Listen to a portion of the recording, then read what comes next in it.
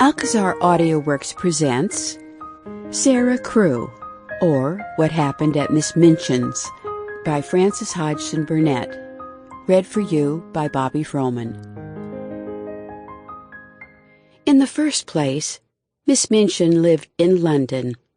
Her home was a large, dull, tall one, in a large, dull square, where all the houses were alike, and all the sparrows were alike, and where all the door-knockers made the same heavy sound. And on still days, and nearly all the days were still, seemed to resound through the entire row in which the knock was knocked. On Miss Minchin's door there was a brass plate.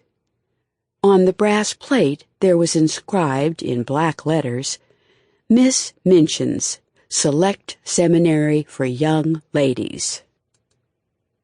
Little Sara Crewe never went in or out of the house without reading that door plate and reflecting upon it.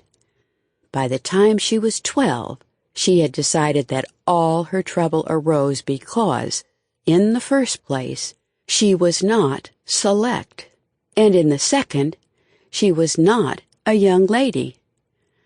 When she was 8 years old, she had been brought to Miss Minchin as a pupil and left with her. Her papa had brought her all the way from India. Her mamma had died when she was a baby, and her papa had kept her with him as long as he could.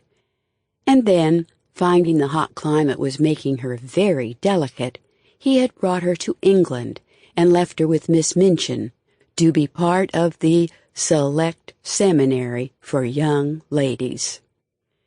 Sara, who had always been a sharp little child who remembered things, recollected hearing him say that he had not a relative in the world whom he knew of, so he was obliged to place her at a boarding school, and he had heard Miss Minchin's establishment spoken of very highly.